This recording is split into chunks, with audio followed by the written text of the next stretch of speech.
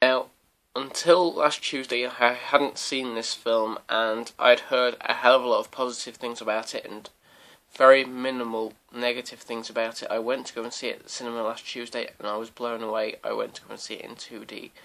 It is the absolutely remarkable Days of Future Past. Now, Days of Future Past is the, let's see, we've got 7th, I believe, film in the X-Men franchise. I'm not 100% sure off the top of my head, but I'm 90% certain that it is the 7th film.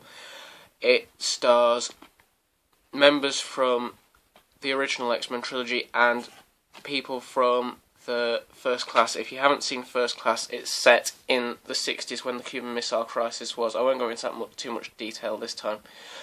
Very interesting fact though, if you search up First Class deleted scene Dragnito, very amusing, take a look at it and you'll probably laugh. So, what do I have to tell you about Days of Future Past?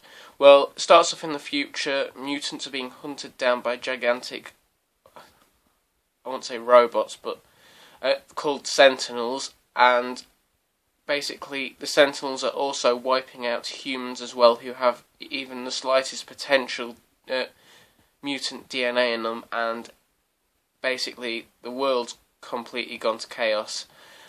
You've got several X-Men left fighting to trying to get this to stop, but it's not going to work, so they end up sending Wolverine, Hugh Jackman, into his past body, which is an incredibly funny start off when he ends up in the past. He ends up in 1973 trying to stop Mystique from shooting Bolivar Trask. Now, the start of where he gets up in the past is absolutely brilliant, and it made me laugh quite a bit. It's quite a light-hearted film, but incredibly dark at the same time, and it was incredibly great to see some of the old X-Men cast back, like Ian McKellen, Patrick Stewart, Storm, Jean Grey, Scott, all those characters. It was great to I just made a massive spoiler there. Ignore that if you haven't seen it. I've just maybe made a spoiler.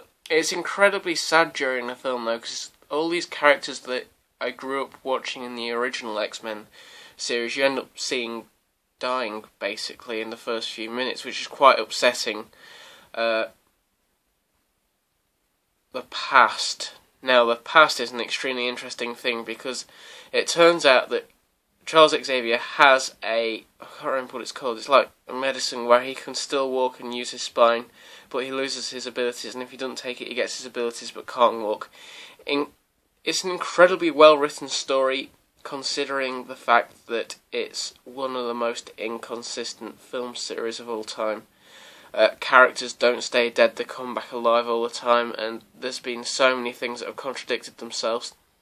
It was unusual seeing a young William Stryker in it. Now, if you don't know who William Stryker is, he's the one who created the Wolverine in the adamantium Wolverine, because it was originally bone, his claws were. So that's incredibly interesting as well. I want to talk about the action, but try to not ruin it too much. The end scene is incredibly touching, and it definitely could lead on to either the Wolverine 2, if it's being made, or X-Men Apocalypse. Okay, I'm going to talk about this because I don't think a lot of people know about it, because when I was at the cinema to see it, I was the only one left there watching it. There's a scene right at the end of the credits where there's someone up.